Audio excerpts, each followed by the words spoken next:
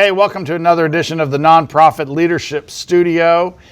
Great guests for us tonight. We have Cynthia Colbert. She is with Catholic Charities here in town. She's a good buddy of mine. Cynthia, welcome to our studio. Thank you for having me. I'm excited to be here. Yeah, I'm excited to have you here.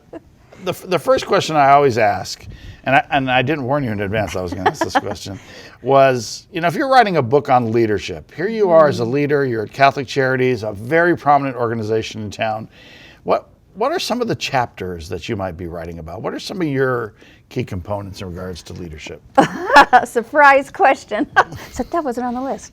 I have often thought about writing a book, things that they don't teach you in graduate school. So, well, I think one is effective relationships with your board of directors. Good. So critical to any nonprofit CEO. So tips, I guess, and suggestions and challenges and barriers. So, and every nonprofit director I know has had all of those successes. Yeah. So I think just talking about, the relationship with the board of directors. Let's see, managing grants and contracts, That's that a big could really deal. eat your lunch every day. Yeah. So that one. I think strategic focus is very important, and especially in today's nonprofit environment with so many new nonprofits, the focus on return on investment and impact investing in nonprofits. So certainly strategic focus along with outcomes and evaluation. I think proving your model, identifying and then proving your model would be a chapter I'd write. Wow. Yeah. Let's touch on strategic focus for a minute. Sure. When you look at Catholic Charities and your strategic focus, are you going in the direction you want to go, and where do you want to be that's different than where you are now in 5 years or beyond? Sure. Well, I've been at this Catholic Charities now for a year and 10 months. Almost 2 years. Still feel new. But as a multi-service organization, it's always harder to say, well, what's the thing, right? Yep. Because we have multiple programs. In our strategic plan, we identified at least 4 impact areas, which was, I think, very indicative of what the community needs and what our core competencies are. So we identified those 4 things as we nurture and care for children. We strengthen families. We help to stabilize immigrants and refugees. And we promote the independence of seniors and other vulnerable adults. So see, I'm not talking about programs, right? Yeah. I'm talking about Just generalities. impact. Yeah. Impact. And then what's the unifying strategy behind that? It says this: we are people of faith, helping people in need achieve self-sufficiency and live with dignity. And so at Catholic Charities, like many of my colleagues around the country, we're focused on certainly alleviating poverty. Some say we're going to end poverty. I would have to be beyond Mother Teresa to be able to do that. But I think helping lift people out of themselves. So we don't lift people out of poverty; Right. They lift themselves. So the core strategy then of the agency is to focus all of our time, effort, and resources in our model around helping people build their self-sufficiency and, of course, live with dignity. So the notion of self-sufficiency for an individual, a single mom with 2 kids, is probably very different than a senior who wants to stay home out of assisted living or a rest home, right? So it has to be broad in our definition, but strategic in our focus and our use of resources. Wow. When you talk about what you guys are doing at Catholic Charities, you're obviously doing good, but the one thing that sort of sticks out that is sort of highly politically volatile in a sense is the whole work on immigrants. We find that we could talk about children and people are like, oh yes, I want to work. But the minute you mention immigration in this state, in this country, at this time, people start taking political sides. How has that been for you guys? Well, certainly, let's use the example of this summer. Who didn't see the newspaper or read the newspaper or hear news stories about the thousands of children crossing our border? Right. And we're one of the agencies that provide a shelter for them once they're released out of the detention centers. We have a temporary shelter. They're there for, less than 30 days. Our goal there is family reunification. But we also have immigration legal services that help these children. Well, at the height, certainly, of everything, we had calls of support, which was great. We want to help these children. People saw the humanitarian issue, especially when you talk about the push factors. What's pushing people to the U.S.? Extreme poverty and high crime. When you think of those three countries being the most, having the highest homicide rates in the entire world. Well, when you could talk about that in children, you know, it raises people's compassion, I think. But we also got calls on the other side. These are, you know, we aren't supposed to help people who've entered the country illegally. For Catholic Charities, you know, luckily we have this great focus from our bishops, which says we work for comprehensive immigration reform. And that is a path to legalized status for those who are in the shadows. You know, current immigration law, we don't help people break the law. We don't advise people around the law. We tell them the truth. And so those that have a legal remedy, we help them with their legal remedy. For those that don't, we at least tell them the truth about their status, all the time working for and advocating for comprehensive immigration reform. If you look at all of our clients across all of those 4 impact areas, immigrants are in all 4 areas. And indeed, we're a nation of immigrants. And so there are many that stand with us. Perhaps they're not as vocal as those that aren't for us. I know, it's sort of sad. Yeah. I came back from the Valley. I was visiting with all these children. And as I came back on some sort of overpass here in Houston, a big thing about Catholic Charities and immigration. And I felt like there's hate there, you know, and I thought of you, and I thought, well, it must be hard sometimes that you do such great stuff, such good, and then you have this little group that decides that they want to hate. You know, it's I know I find it sometimes, and there are little things that we do that people like hate. And well, as a faith-based organization, I can say I pray for people, right? And that's my job, But that said, you know, we understand that there are many ways to view issues. Many issues, right, across the board. This is particularly one where we focus on the life and dignity of the human person. That's core to Catholic teaching. It's core to who we are as an organization. And so that's really, you know, it's very easy then to stay true to Catholic teaching in the implementation of our program services. So I want to talk a little bit about you and your leadership style, but let's talk about you first. Where did you grow up, Cynthia? I grew up in California, in a small town, San Juan Bautista, California, inland from Monterey, about an hour. So if anybody knows where Monterey, California is, I'm inland. Sort of near the coast, but you were inland from there. Inland from there, but easy to get to the beach, right? Then I went to school at Sacramento State, and then UC Berkeley. I finished my master's there. Stayed in California till '92.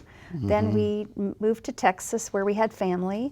And I've been in Texas from '92 to 2010. I lived in Kansas, Wichita, Kansas, for 3 years, and then I've just been here. And was it when you came to Texas that you started working for Catholic Charities, or did that start in California? You know, when I talk about my career, it's always interesting. I tell people, I said, now I really can't hold a job. I don't have career ADD, but I do like change. And so I've been blessed with a really rich career. So in California, I'm right out of the chute, out of graduate school, I worked for Congressman Pete Stark and was a legislative aide. From there, I went to senior services, and I was assistant director for legal services for seniors. Wow. That was a great stint. Mom, you know, kind of took over, and I loved being home, but went back to work for 2 cities. I administered HUD money, the Community Development Block Grant. So that's when we came to Austin. That's where I came to work for the city of Austin. I've also worked for 2 United Ways. I like being on the funding side, so I like writing checks, it's better. working with the volunteers. But I was blessed I was on the board of Catholic Charities at the time. I was the president of the Catholic Health Association and was the lobbyist for all Catholic health care in the state of Texas. I was on the board of Catholic Charities in Austin, and when their director left, they asked me, my fellow board member said, would you just think about applying? So I said, well, I have a job, but, well, what do you have to lose, right? How do you say no to a bishop, though, right? So, and Bishop Greg Amen was fabulous to work for, and so I made the leap. And I have to say, this is the place where now my career is going to be with Catholic Charities till I retire, And you made that move of being lobbyist, a job that you really enjoyed, and how was it then becoming leader of a larger, more multidisciplinary organization? Sure. Well, you know, going from certainly a president of an association where I had, it's a different kind of nonprofit. Your chief purpose is to promote the interests and the needs of your members, your member organizations. So, and we were there along with Texas Health Association and others, lobbying on many of the healthcare issues that Fortunately, we're still fighting today. So going from that to then a small nonprofit, we had a staff of 5. Hurricane Katrina hit, and we had our staff of 5. Over 3 years grew to, over 5 years grew to a budget of just about $500,000 to 2.5, or almost 3. And we had 45 staff from San Marcos to Waco. So we went through a really rapid growth, through a lot of kind of strategic opportunities. From there, I was asked to consider going to Wichita, Kansas. So the agency. Is that a much larger Catholic It was Charities? much larger, although not as large as this. And I loved being in Kansas, and it was a great opportunity to manage programs I probably would not have had the chance to do in Austin. Stayed there for 3 years, and then when the opportunity came to Houston, I came back to Texas. Yes. Wow. Yeah. So it's great to be back. And Austin is, Houston, we're a $30 million organization spread from Fort Bend County to Galveston. Most of our programs are in Harris County. I would say certainly the size and scope, that's of course different, but the essentials of management and good leadership are the same, whatever size. What you need to do though is you're not as hands-on in a much larger organization than you are in a smaller Talk organization. about that and give an example of how that works. Sure. Well, gosh, in Wichita, for example, as the executive director, I led the strategic planning process and worked with the staff and did much of, I wrote the survey, and when we applied the same process here in Houston, I really needed to work through the staff in order to sort of balance my work in-house as well as externally building relationships on behalf of the organization. So in Wichita, and even in Austin for sure, sometimes I was a caseworker because, with a smaller agency, you wear many more hats. So some days I was the marketing director, some days I was the development director, and some days I was doing direct service. Yeah. And that was great, and that's what I love about actually nonprofit world. I would say anybody considering a career in nonprofit is the exciting thing is you do get the opportunity to be hands-on, to see the real impact of your work, and I believe to grow in the kind of work you want to do, whether it's administration or direct service. Yeah. I would say all 3 Catholic Charities have allowed me that opportunity. And how many people, talk about, so you're a direct report team, Cynthia. Sure. How many people right now at Houston Catholic Charities report directly to you? We have a overall staff of 300, broken into those 4 departments. Yep. Then, but of course, we have a finance, IT, and building department, and then a department we have that's maybe unique to us. It's called HR, Quality, and Mission Integration.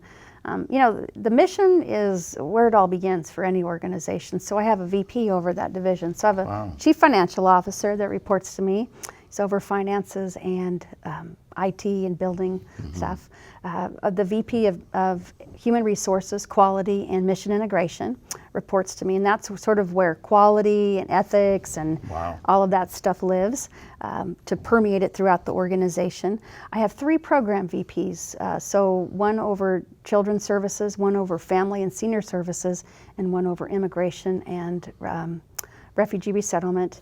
And then I have a VP of advancement. So that's a lot. And then my assistant. So Wow. Yeah. Wow. And then they all have their own teams as well. They have their own teams. And I actually do supervise as well the executive director for our Mamie George Community Center in Fort Bend County. Trying to keep close to what's going on in Fort Bend. Yeah. And one of the things as a CEO you get to do, would you say that you get to do more of the things that you love? Can you redirect things so that you're doing more of the things you love? Or do you feel like you really have to be involved in almost everything? I think it's very important, especially in a child welfare agency, to be very involved. When I interviewed, I said I'm a very hands-on CEO. But that said, you have to balance your time. I can't be writing the newsletter, and I don't visit every donor. I don't oversee the programs directly. Empowering those directors and VPs to do their job is very important. But I stay as close as I can because you have to know what's going on in order to lead. And to help, and I sort of promise them no surprises, and I ask that in return. So we stay in touch. We're very, I'm texting and emailing, and Yeah. So, leadership is 24/7. You don't get to know. be off at 5. Yeah, you know You're that. always thinking about it, no Yeah, matter what. you wake up at 3 in the morning. Wow, I I've got a new know. idea. Yeah, someone asked me the other night, well, how well did you sleep? Well, I didn't sleep particularly well that night because I had this one thing that happened. It's just, Right. it's interesting how it all Right. gets together. Tell me about your progression as a leader. Do you think back to maybe when you were, a leader 2 or 3 jobs ago? You're a better leader now. Can you think about things that you've learned and maybe some of the things you did wrong initially that you're not doing now? Sure. Well, there's a saying that if you're not making mistakes, you're not learning, and that's really true. I think the question for a person who's going to progress is, what did you learn from that experience, and how do you become a better leader because of it? So I've had a lot of I've been blessed with a wonderful career and great mentors throughout my career. And just because you reach a certain place doesn't mean you stop needing mentorship. Yeah. You need somebody telling you the truth and helping you see things that you don't see, and helping you look beyond even your current position. So over the years, have I changed and grown? I think one thing is, just being very mission focused and that's, the president's role is to see the big picture at all times, right? And you always have to be about the mission, not about each individual. They're important, Yep. but to advance the mission. So that's one. I think that you have to rely, your job is not to know everything, because our knowledge as a CEO is probably this much. Our depth is a little bit, but we're broad, as opposed to when you hire your CFO, you want them to be very deep in content and expertise in finance. I need to know enough to read my finances, make assessments, but it's his job to do the in-depth work. I don't do journal entries, they do. The same thing would be true in any program area. You want to hire the best and the brightest around you so you have a really strong team. So you learn that you don't have to know everything, that you learn to rely on a strong team, to be an encourager. To hold people accountable is hard. It's you want to give people the benefit of the doubt at all times, and on any given day, that you're accountable for all the results of everyone. So pushing accountability down and out and throughout the organization is important, and that just takes time to learn that as a leader. And when you make a mistake, you just learn to say, "I'm sorry." Yeah. We all do. One of the books that we read in the class is the Good to Great book. I'm Jim a Jim Collins fan. Yeah. Yep. My team is reading right now Great by Choice. I love his. Really? I've personally read, of course, Good to Great. I think it's a great one for a team to read. Built to Last, of course, was his first one, and then I'm a Collins junkie. I would encourage your students to also read Great by Choice. It's a good follow-up. Yeah. I've not read it. Yeah. I'll need to read it. But the whole idea of getting the right people on the bus. Have you ever had someone who is fantastic at what they do, but they're not the right person on the bus? And how do you deal with that as a leader? Well, especially when you're a new CEO, you come in from another organization or another kind of nonprofit or industry, and your job is, your first 120 days, you need to assess sort of the business of where you're at, financially, organizationally, culturally, finances, et cetera. You just sort of do a big assessment. I personally have never come in and just said, "Oh, everybody's in the wrong seat, let's do musical chairs." I take a year to do that, and maybe sometimes two, because you want to really know the organization, the culture, in order to really assess: is it knowledge, skills, and ability training? Do I have different expectations? Or is it just not a good fit? Great person, but wrong chair. Sometimes in a nonprofit, you don't always have the next chair, and those are hard discussions, right? You're excellent at this, but this is what we need. We need something else at this point. I've had to make those decisions all along my career. There's also a book that hopefully your students will read. It's How to Have Difficult Conversations, and they give you some good tips. Yeah. That is, we're in this field, nonprofit, and we're here to do good. And people don't understand sometimes that you still have to make very tough decisions Right. around staff, and that really affects them personally. Yeah. Well, we're held to very, as nonprofit leaders, we're held to very high standards, right? We have to have the highest of ethics. The funding that is provided to nonprofits through grants, contracts, and donations is given to us for the mission. And so having the highest expectations around stewardship and then performance. The way I explained it to the staff or my management team, and that's sort of all program directors come together once a month, and I was talking about my expectations for them and my hopes and dreams. I said, here's the deal: is we are stewards. We are put in place to be good stewards of our finances and our resources, of our client service, and of one another. And so that means then that accountability is important for each one across the continuum. So to be a good steward, you have to be accountable, right? Yeah. So a number of students from the advanced class wanted to ask a few questions about ethics, which you brought up. I'll start with Sharonda wanted to know, how do you create an environment of accountability?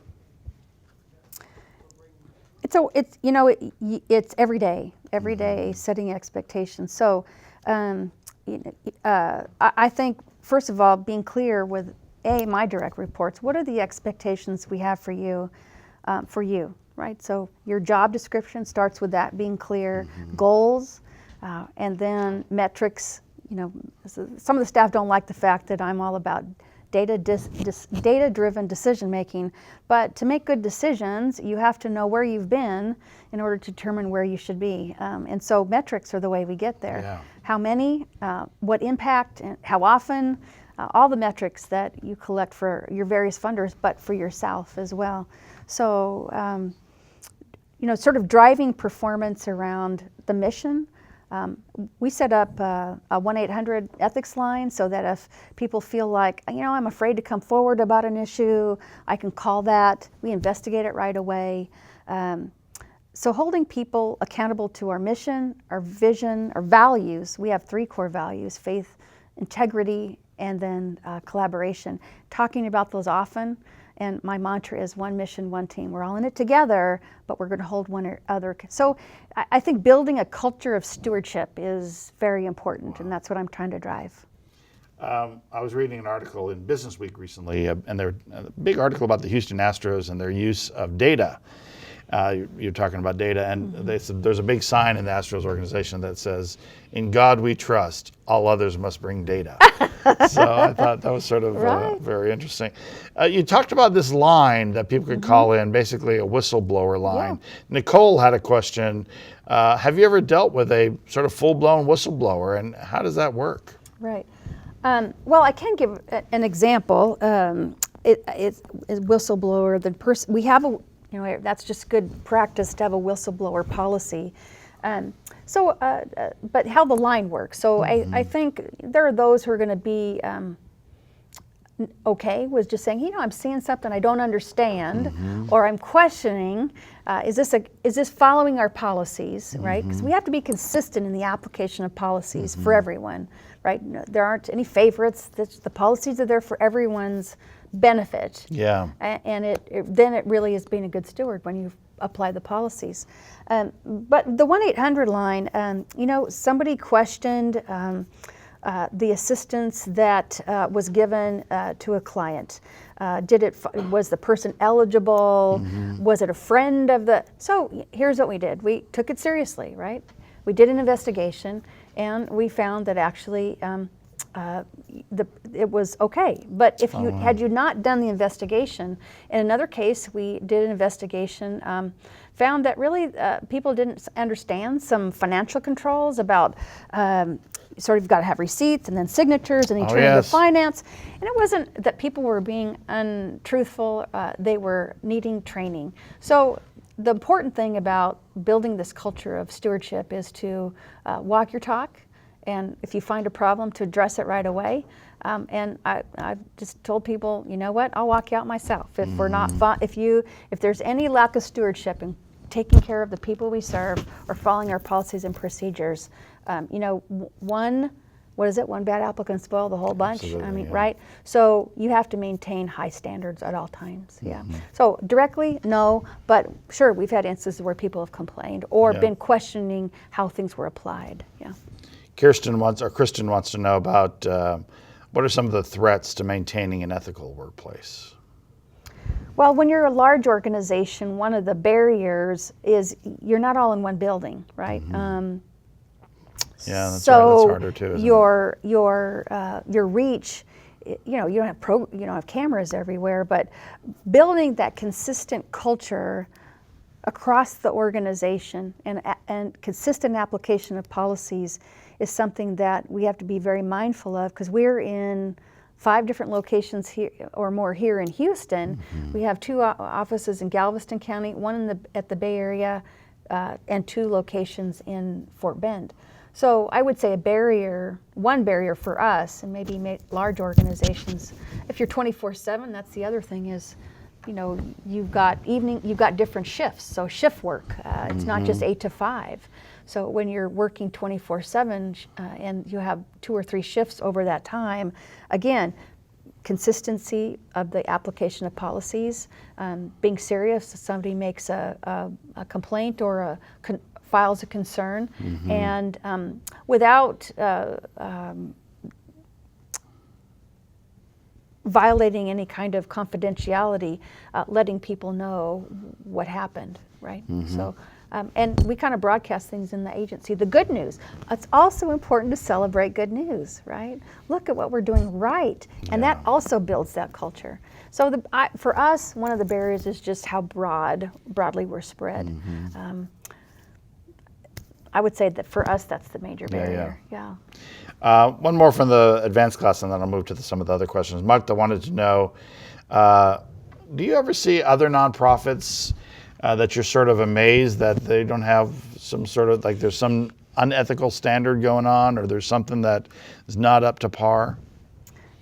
I've been my hands busy running my own organization. What a political answer. Wow. Yeah, do you see other, that was one of the questions that I didn't ask you. Do you see other, I see this, right? We deal with lots of partners. You have lots of collaborators. Sometimes do you ever see a group with a great mission and you think, wow, they should be bigger, or they should be bigger. They're like, they don't have the right leadership or something. Right. Do you ever see that? Oh, I would say a younger professional that I used to be could be very judgmental. Today, who knows? Who knows? I like I said, I'm focused on the mission, vision, and values of Catholic Charities, and doing the best we can do, and being a strategic leader that leads us into the next several years. I said the plan that's in place today won't be the one 5 years from now. Yeah. And certainly when I retire, when a leader looks back, I just want to be able to have them say, look at the legacy she left. Nonprofit leaders, I have to say, here's what I'll say about us. I think that we are some of the best leaders I know. We're always under-resourced. We have more contracts and funders to respond to that want it all in a different format. And we do so because we care so much about the services. So often I say, yes, we have to have good business practices and all, but I would challenge any business leader to come and see us and say, wow, what can I learn from you about being a great leader? Because nonprofit leaders, by and large, the majority of us are really good leaders. I often tell people, for-profit people are trying to convince people to invest in them and they'll get some money back. We have to convince people to invest, but there's no money coming back. It's just staying with us. Yeah, well, that's one of the trends in the nonprofit world, isn't it? Impact investing. Yeah. And when I'm looking at the trends sort of facing the future of the nonprofits, when it comes to differentiating yourself, communicating your impact is going to be really important. So Martha also had this question. For 13 consecutive years, Charity Navigator has awarded you guys with a 4-star rating. How are you guys doing that? That's a softball question if I ever heard one, Cynthia. Well, one of the things we believe in is transparency. So, for example, our audit 990s are always available now. They're public documents. Yeah.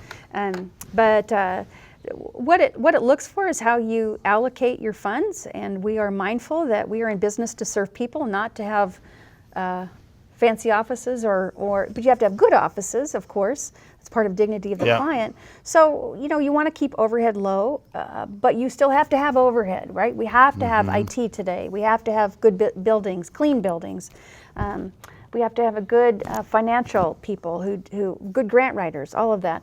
So we are very mindful about watching our time in terms of how we're allocating to programs and to administration, so we keep overhead as low as we can. We are always looking for new sources of revenue, so keeping your revenue base diverse is very important, and then being transparent in terms of putting 990 and your audit on the website, making it available for people. And people might think that you guys get most of your money from the Catholic Church. What percentage? It's remarkably low. It's like 4%. Yeah, it's and I'm grateful for it. Of course. I'm telling you. I mean, and people also think we only serve Catholics. So I'm here to say, no, we don't only serve Catholics. And that's one of the impressive things about Catholic Charities, I think, is from the outside, as a faith-based organization, an atheist could walk in and say, I don't believe in God, you're still helping them. That's right. Or they could be a Muslim or whatever. And we don't try to convert, I promise. Right, exactly. Yeah, no, we serve anybody, regardless of faith or nationality or anything. And obviously we serve immigrants from all over the world. So lots of faiths and lots of cultures. Yeah, the head of your immigration services, she's Palestinian, right? Yes. So. And she's fantastic, right? Yes. She's really good. Hey, Amy had a question, which I think is a nice question. Was there a defining moment for you that helped you be a better leader? One moment. That'd be a hard question. Name? That's Amy. Amy, here's what I'd say. You have lots of defining moments over your career. And it starts with the difference that your program services make. At the end of every day, when you take stock, right, you know, and you can see behind every number, there's a child, there's an elderly person, there's a family, there's an unemployed worker who got groceries for 3 months and he's back to work and doesn't need you anymore. There's a person with AIDS who's able to stay at home and live independently. So whatever services the nonprofit provides, you can't get too far from. So sometimes I go and work the programs on purpose. The defining moments for me are when they've been able to change their own lives. Makes you work harder, makes you go get more money, and in terms of a leadership, there's not one moment. I would say one of the things that's helped over the years is to have a good mentor, right? To have somebody to invest time with you, to look at your leadership challenges, who isn't afraid to challenge you and help you grow. That's made me a better leader. 360s can be brutal, but they're good because they make you see things that you don't see yourself. The 360 assessments. You like those, huh? I don't love them, but I think I'm not a big fan of the 360, essential. but a lot of people really like them quite a bit and believe in them. Very, very. It is interesting, right, that you're made up of lots of defining moments. I think when you say over the course of a career, there's, when you get that one big grant, right, that helps you double your staff capacity in a particular program. It's a defining moment. You've got to lead change in a new way. When you've lost a funding source and you've got to lay people off and still keep focused on the mission at the same time. I think that, the first time that you fire someone, that's sort of defining in a very horrible way. I remember I lost hair in places that you don't bald, it's sort of because you had so much stress. I mean, it's sort of, there are a lot of lots those little of defining moments. Yeah. Very interesting. Esmeralda Jimenez wanted to know, that first year that you came in as a president of Catholic Charities, what was your most challenging task in that first year? Here in Houston ever? In Houston. Well, Houston's huge, oh, by the way. Because there were a lot of challenges right at the beginning for you. There were. This Catholic Charities had been without a CEO for over a year. They'd had a dual leadership model. The CEO had stepped down in 2011. So, they had an interim CEO for a year. The strategic plan had come to an end, and sort of what was next. So, just learning when you're new to a new organization. I've now taken over 3, brand new to the position in the city. You have to learn the culture of the organization, and that just takes time. You have to listen, observe, let people know you. So, my first all-staff meeting, I just told them who I was, where I came from, what I hope for the future, and I invited them on my journey, because then it's not my journey, it's our journey. So I would say one of the biggest challenges is now with a staff of 300, to connect in a way that I'm not there every day, but I'm with them. I'm with them. Yeah. So that just takes time to build relationships. The next big challenge, and it's not a challenge, it's I think ongoing, is when you start over in any new city or any organization, you don't have what I call chips built up, right? Chips come, like if I call you, we have a relationship now, and I say, Bob, I need something, and you would say, well, let me give you this resource. But it's because we have relationships. Same thing if you called me. For me to just reach out to someone who doesn't know me, I don't have the chips, right, or the relationship built. So it just takes time, and there's what is that? It's not Jim Collins. It's 7 Habits. Covey. Oh, Stephen He says Covey, it's the law of the harvest. I quote that often to myself. The law of the harvest says that you can't reap the fruit without first tilling the field, planting the seeds, nurturing them. So it is with relationships and donors even. You don't reap the gifts that come from a relationship until you've taken the time to do the essentials of building, being, listening, and connecting. So it's not a challenge necessarily, it's just one I know that takes time.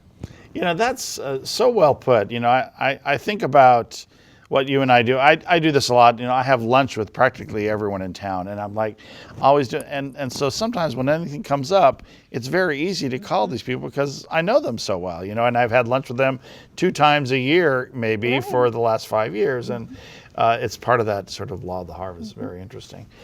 Samantha Coates wants to know, in regards to mentors, which you've mentioned a number of times, who in your personal or professional life are those people that help you hold yourself accountable? Who are your mentors? And so I think to myself, my wife, maybe my number one at work, who I've worked with for 10 years, so I can feel like I can go to her, the chair of my board or past chairs. I even feel like sometimes in this class, some of the people who I've talked to in this class, but who are some of the people for you that you feel like you can go to? Oh gosh, well, I have great respect for Anna Babin, who heads the greater the United Way of Greater Houston here. Certainly, I would agree with the same thing. First of all, my husband is my great sounding board, and he just tells me straight sometimes, right? My VP team, my senior team, is great. They're not yet. I don't hire yes people. I want to know the truth, and so if something's not working or my idea's just dumb, then tell me. Let's make, or something's not working. Let's do it better. They're great that way. My board, my executive committee of my board it's phenomenal. I can go to them and get information and support and ideas. And I believe investing in coaching. So over the course of my career at different times, I've invested in professional coaching. So how does that help you? Talk a little bit about that, because that's interesting. Especially in change management, I think the adjustment of a new CEO taking over in a new city or a new area, it just helps you with the change management process. Again, it's helped me by reflecting. It helps me I problem solve. I get resources, so it's been worth it every time I've done it. I don't do it all the time, but every now and then. Liz Earhart wanted to know, you've been in Austin, Wichita, and Houston in similar types of jobs. Talk about the giving community and how it's different in those places. Different, and yet the compassion, what drives a donor, right? So regardless of where you are, when you're engaging with someone to get support for what you do, not you personally, but what your mission's about, and it's probably true for you. Certainly the culture of Dallas is different than Houston. So Austin is different than Houston. But at the heart of it, it's person to person in most cases. And so when we're talking about somebody who cares about kids, and I can talk about the journey that they took from Honduras to get to Texas, and now what we can help them with, sometimes they're moved to support us, right? Or if somebody cares about seniors and they know what we're doing, a solution to their isolation, then they support you. Austin is smaller, in some ways smaller, but than Houston. Wichita is, for the Midwest, it's a great giving city and very collaborative. I would say the same for Houston. I've been very blessed and impressed by the compassion here, the great level of collaboration among the nonprofits. Yeah. Look at our efforts around the homeless coalition. Yep. How agencies and funders are coming together with one community plan. I mean, that's a model for the country. Houston the donors here are incredible. Every week you just open the paper, there's another gala, and why are they there? Yeah, people like going to events, but why do they do it? Right? They want to support these great causes. Yeah. So Houston's a great city for philanthropy. And it's all about those. I mean, going to a gala is all about the relationships of Yes, people who it are part of is. that as well, too. Yes. So it all comes back to that. It's very interesting. I think about fundraising in Dallas and Houston, and again, it comes down to relationships. And I definitely am very pro Houston, but I go to Dallas, and the more I go and I meet with people. And people in Dallas love to talk about the Cowboys, right? And I'm a Texans fan. I naturally hate the Cowboys. But I developed these relationships where they're always talking about the Cowboys, and we have a member of our board who is a former Cowboy. And the other day, the Cowboys won, and I was excited, and I thought, oh no, I've been hanging out in Dallas way too long that now I'm sort of in it with my friends up there. Brittany Kilgore wants to know, what's the single thing that you like most about your job? Nice little question. The single thing? Wow, that's a really hard question. I like press conferences most of all. You do, and you're great at them, and I want to do one with you.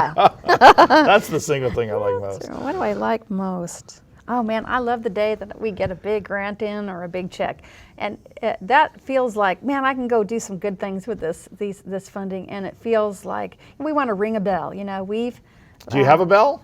Not yet, but I think I'm going to get one. Yeah, I've heard right that places some we had a office. bell for a Yeah. while, and somehow we lost it. But yeah. That's a great day. I love the days when the women in our transitional housing program graduate and move out. Those are good days because they're going someplace else. I love it when I get to speak to the new employees and talk about the great work and our mission and vision. I love those days. I have lots of good days. Yeah. Corey wants to know, how do you deal with difficult volunteers? Wow, who hasn't had one? Difficult employees. Yeah. I remember the first time I had to let a volunteer go. I mean, this is when I worked at Rice University. I thought, when do you let volunteers go? But yeah. Well, the volunteers that I work with now, of course, are my board of directors, and I essentially work for them, and the Cardinals on our board. I think it's trying to, at least on the working with the board, I will tell you, it's finding common ground. What's their interest in your organization? Where do they want to have the most impact? Why are they there? And sort of the right person in the right seat. So let's direct them to the thing that. And I would say that's true maybe for volunteers sometimes. Sometimes they have the heart for doing, but they're not in the right seat. So can you repurpose them, so to speak, in a place where they will have success? Not always easy, but and I've had to fire volunteers too. But I get the volunteer manager to do that. There you go. Aruna Davies wanted to know, when you look at your strategic plan, are you on track? I mean, are you meeting short-term goals? Are you on track with long-term goals? And what do you do when you start seeing that you're not there? Because sometimes strategic plans, you just need to change them, right? Right. We were intentional in the strategic plan. It's 3 years because a lot can change. We used to do 5. Remember, we used to do 10-year plans. Yeah. Don't do a 10-year plan. The world changes much too fast now. We do 5 years, and we sort of adjust them every 2 or so. Yeah. We did a 3-year, and I know we're going to probably extend it out to 5 with some changes. Public policy changes, funding changes, et cetera. we're in year one of our new strategic plan. We provide monthly metrics, quarterly metrics, and we just did a big mid-year report in July or August. I'm happy to say we're on track for meeting the major goals. Now, for the places we're not, we're just able to explain the variances. So here's an example. When we get referrals for our shelter, for example, our numbers were way over. Now they're low because the stream of children coming from the border are lower than they were at the summertime for a lot of different reasons. But they'll go up again. They'll go up again. So right now our performance is not meeting our projections, but do you know why? If you're not, and even if you're ahead, why are you ahead? Can you explain it? And then you just have to adjust course when you're not, right? Did we have the wrong theory about the program? Did we make the wrong projection? But if we've used data, and we went back like 5 years worth of data trying to make projections for the next 3, then you feel like your numbers are pretty good. Wow. Spencer Lightsey has a real nice question. The popularity of the Pope. How does the popularity of the Pope influence giving? We have this immensely popular Pope right now. Does that have an impact on you guys? I would guess it does. Yeah. Certainly even you liking your relationships with the church. Oh, he's so great. But if you haven't had a chance to ever see the Pope, Catholic or not, I would encourage you to try to attend something. There's just something electric in the crowd when he visits the U.S. and he's. It's funny. That's what your staff say about when you come in the building. They say that. But Francis, just his call to be. But he's doing the things that Benedict talked about in his encyclicals. So it's really he's the action part, and what you saw Benedict being was the very much the scholar and the theologian, but solid in his encyclicals around faith and action. So they're closer than most would think. Somebody asked me once, "What's your big, hairy, audacious goal?" And here's what I told a big donor. I said, so all of you saw the day that Francis was in. He'd had an audience in Rome, and he stopped. And out of all of the people he saw, there was a man who was horribly deformed. Oh, excuse my mic. Who was horribly deformed with these ulcers in his skin. Francis stopped and went over and touched the man and kissed him and prayed for him. Out of all the people he could have seen, he saw him. But he didn't just pass him by. He saw him. Yeah. And I said, my goal is to be like that, so that our agency, we don't pass people by. We see them and we touch them and we're with them. So is there a metric around that? But I want that to influence our agency, and I want that to influence our donors. Wow, that's a powerful story. So does it influence? Does the big popular Pope, does that influence you guys? Certainly there are people who are giving because of Francis and his message. But I'm happy to say that the Catholic community and others who support us, not just Catholics support us, are doing so. They're more encouraged, but they're also doing it because of the strong reputation and the good work that we do and the proven results that we achieve. So that continues. We live in a state where we have a lot of wealth, a lot of philanthropists, but we have one of the highest levels of poverty, one of the highest levels of child poverty of any state in the country. How does it feel to be at an organization that's purpose is really to try to alleviate poverty and possibly, end it? Right. And you see that inequality in a sense in our state. Big divide. Yeah. Well, I think certainly as Francis would show us and encourage us is to reach out of ourselves and to care about. We are our brother's keeper, right? And Scripture uses that word for sure, brother, right? Yeah, it's a big divide, and I think talking about poverty, people on all levels, though, everybody needs to give. You don't take it with you. There's no pocketbook that goes to heaven or after you die. And so I think helping people achieve their vision for a better world through Catholic Charities and others that do good work like children at risk, is part of our job. And people are very philanthropic here. And I'll tell you, for any nonprofits, it's not, and we're working on one, a planned giving, because when they go, I want them to be, I want to be in the will. Yeah. So one last question before we get to some of our fun questions. What are some of the things that you guys do, both Nini and I can't remember this other person, Colbert, Sean Colbert. What are some of Sean, are we cousins? Yeah, Colbert. I think so. What are some of the things that are done to keep your staff morale upbeat, or some of the team building activities that you guys do? We just had a staff Fall Fun Fest Day as an example. Quarterly we have an all-staff meeting and we celebrate anniversaries and birthdays and exciting things that have been happening in each of the departments. So we do that. We had our Fall Fun Fest Day and I did line dancing. We all did line dancing on the. You did. They had basketball. I didn't play dodgeball because I'm such a slow-moving target. I would have been out like that. So we try to do that. We have events that we have employee committees that. So it's not just I think of these or the senior team thinks of. These really come from the employees. What matters, and so they want to have. Times to just be together. They want to know what's going on. So we have these town meetings. Town hall meetings every quarter. Here's what we're doing on the budget. Here's where we're doing great, and we do celebrations as well. And how many people are at those town hall meetings? About 200. Wow, that's nice. We don't get everybody because we have evening shifts, but about 200. Wow, very nice. So we try to do a lot of different things because not every.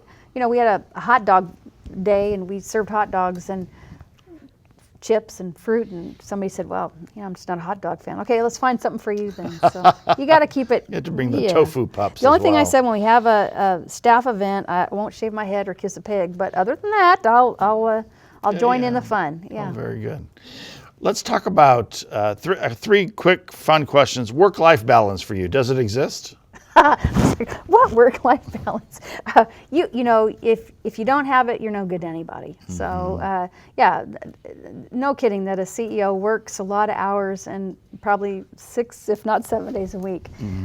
That said, spending time with your family, whatever that is to you, kids, significant other, parents, make time for your family. Right? Nobody loves you like your family. If you have a hobby, do it. So I like to read a lot, and so fiction. So I read fiction and different things. Let's see, what else? That's good. That's good. Yeah, just do something. What's the best vacation you've ever had, Cynthia? Just got back from one. Where'd you go? I have found going far away is very important. But so I'm a genealogy buff. I love genealogy, and in my mom's genealogy, they came back in mid-1600s from Marlborough, England. Wow. So when I was in London this summer, I said, we're going to go to Marlborough, wherever that is. And it's not an easy place to get to. Where is it? It's far away from London. The train ride was 3 hours. Wow. And it leaves you off in this little hamlet. And then from there, we walked into town with our backpack and look, this is not a destination town. Wow. I said, well, we're trying to get to Marlborough. Oh, yes, you have to take the bus. Oh, no, taxis. They laughed. Right. Taxis? No, bus. Waited an hour for the bus, took the bus in, and, it just meant something to be on land. Wow. Now, I hope to get to Mexico. That's where the Herman family, part of my dad's side, came, and Portugal. So, I think genealogy and travel to me is kind of linked up together. Yeah, very nice. Your favorite restaurant in town? I'm still learning restaurants. I loved Gloria's on. Oh, yeah. Yeah, I like to go there. So. Gloria's is a nice little good place. Good food and good drinks. And then finally, when they make the Cynthia Colbert story in Hollywood, who's the actress that's going to play you? Oh, man. Maybe Sandra Bullock. She's fun. Yeah. Well, that's a good choice. Yeah, absolutely. I'd like to be more fun like her. Yeah. Very good. Cynthia Colbert, CEO of Catholic Charities, thank you so much for being here. Well, and your students, come see us. We'd love to invite you to Catholic Charities. You do fantastic work. Tell you what we do. Thanks for having me. Absolutely. Awesome. Thanks All so right. much. Hey, we'll see you next time here on the Leadership Studio, and I'm sure we'll have another great guest for you. Take care. We'll see you next time.